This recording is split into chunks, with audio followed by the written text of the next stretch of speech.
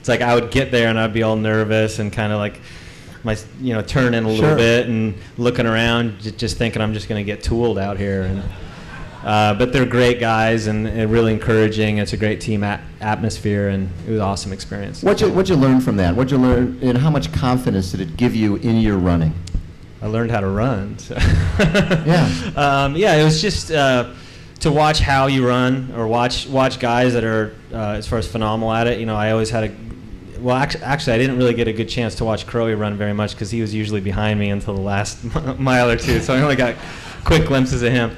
But but seriously, Ryan Hall, watching him run and Meb run and Josh and those guys, and just being in that environment was, when you get to watch someone, you learn from it, at least as far as for me. So, watching them run, learning how they prep for runs, their warm-ups, their warm-downs, their stretches, their drills, and then just the mind focus in the workout itself. We would do a long 22-mile run out in the woods, and I was just scared I'd get lost, so I'd have to hang on. So how did they react when you wore your compression socks out to the track? They didn't say anything. That's why I figured, hey, it's cool. They didn't say anything, so it's all good. And then I watched the video, and I'll never do that again. Ryan was like, dude, lose the compression socks. It doesn't go well out here.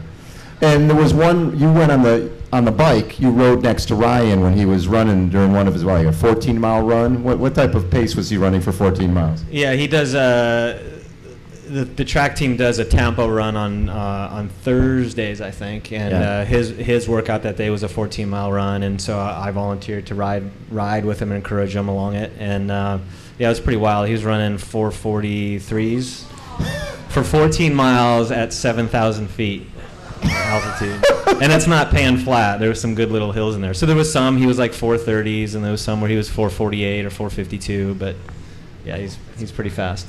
Chris, what a lot of people don't realize is after your first year at Ironman, you had a pretty severe accident where your foot was crushed, fractured in 50 places, something like that? Yeah, one of my really good friends, he drove over my foot. Is he still a really good friend? He actually is. I hung out with him this last weekend. So no, he's a really good friend, and it was just one of those accidents where his car knocked me over on the ground, and he kept backing up. He was looking the opposite way and rolled up on my foot sideways and crushed pretty much every bone in my foot and my ankle. And the doctors told you wouldn't run again? Yeah, they were like, you may never run again, and if you do run, they were like, it's going to be in severe pain, and I was out. Yeah, it was over 50 fractures. They put pins in my foot. They went in. They were going to mesh some bone back on, but it was so messed up. They just took pieces of bone out, and they just hoped that it would just heal right. And it was a good. It's weird because it was a good experience in a way. Mm-hmm. Yeah. I mean, and why was that? I learned a lot from it. You always hear about when you go as far as through trials, you learn a lot, and that's what really makes you better. And for me, that experience in that time really toughened me up, and really, as far as got me to focus on overcoming things and setting goals and committing to them and resolving to them. And it was about 6 months of rehab. And for me, I didn't want, I was like, I'm going to come back. That was my first year of racing. It was that winter. And then the next year I said, I want to qualify for Hawaii again. I want to go back to Hawaii to prove that's not true, And I trained, and I did one race that year. And I did Mrs. T's, the Chicago Olympic distance race. Back then that was a qualifier for Hawaii Ironman. And I qualified, and I didn't take the slot to Hawaii because I knew my foot wasn't ready for that. But it was just the fact that you qualified. You knew you could do it if you wanted to. Exactly.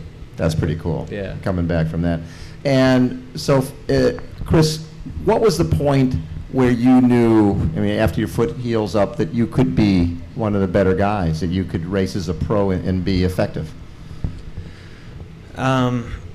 Well, I always looked at it every day at a time. I'd always look at what was right in front of me. But to back up, in my first year in the sport, when we talked about goals in the beginning of the night, I mean, I set those goals before I even raced my first race. So I was one of those guys that everybody looked at going, you're setting yourself up for failure. You have all these big dreams and big goals, and And I really believed that it was capable of doing that. And so I just stuck to it. And 2001, I turned pro, and I just believed that every race I went after, that I was going to race as hard as I could and contend. And that's been the way I've lived my life and the way I've lived my racing, my career. So, Craig, you have a formula now. You go to Boulder, you train, you get ready. And for actually both of you guys, you're both parents. We've seen a lot of folks have success in racing, and then immediately, they get some good appearance fees, and they start changing things, and they start traveling more.